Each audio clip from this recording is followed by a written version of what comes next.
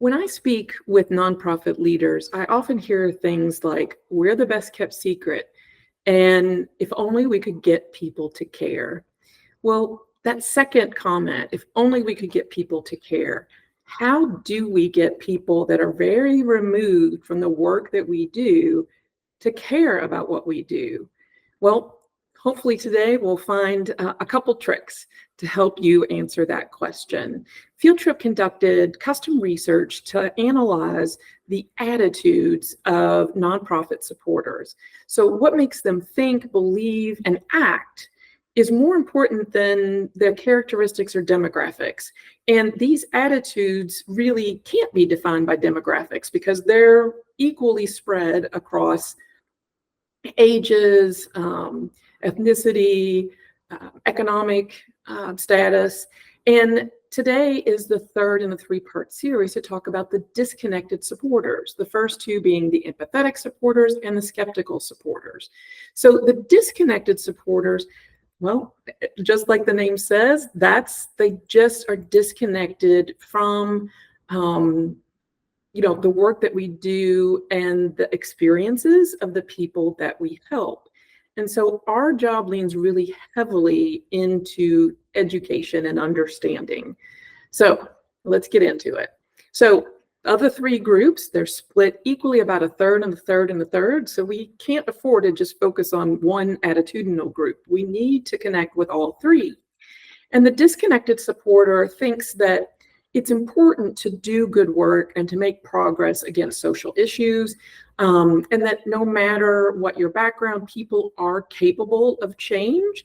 So they're a little more optimistic in their motivation to give, but they feel a little more negatively when they think that the issues that they care most about, are they really making progress? And when they think about the beneficiaries, the recipients of your mission, they are kind of quick to think that, well, some people are always going to make bad choices, therefore always be in need of support, and that each of us should be fully responsible.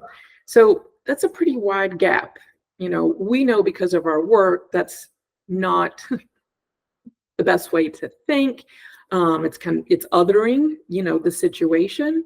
So how do we build a bridge and connect? So let's understand how the disconnected supporters think. One, our load here in terms of communication is really creating understanding. I avoid using the word education because, I'm sure a lot of disconnected supporters are well educated. They just don't have a deep understanding about how situations beyond people's control or a chain of events can put a number of people in need. It's not always because of one bad decision or even a chain of bad decisions. There are things going on that individuals can control and can't control.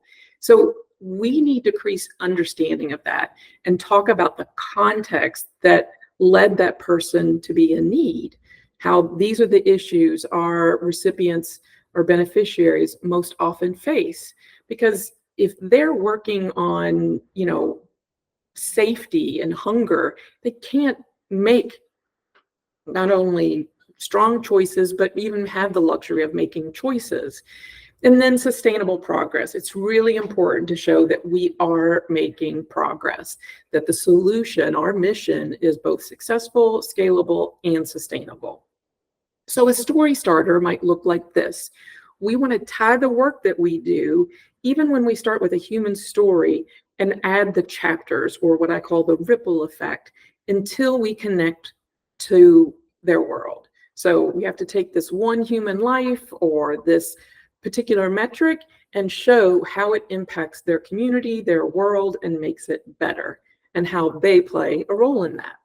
So context. Have you ever wondered why addressing this need, hunger, early childhood education, impacts your world? Well, here's why everyone has a role, including you. So again, cause and the context. Explain the broader context of the cause and use really specific examples. Share real life stories so the human story still matters. But if it's only the human story, it's not going to connect very well with this group. We have to make that human story and connect it to what that means to their immediate family, what it means to their neighborhood, to their future, and then eventually to the donor's world, and prove that progress is being made. It has to be quantifiable and very specific. Go deeper than we've served this many meals, we've helped this many people.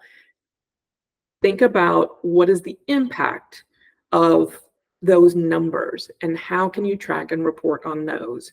And then encourage donors to learn more. You can't ask them to help yet until they understand, or at least have more understanding. So simply invite them to learn more. Offer virtual experiences like a tour, Q&A session, or to come visit the site. The journey is to invite them to have greater understanding. So now that we've taken a look at all three attitudes, empathetic, skeptical, and disconnected, I hope you're better informed on how you can use communication to connect with each of these groups. And for more recommendation, visit wearefieldtrip.com/nonprofit or /research if you want to receive an executive summary of the research and have access to the data so that you can look at the additional questions that we asked. We're always here to be helpful. Thanks for watching.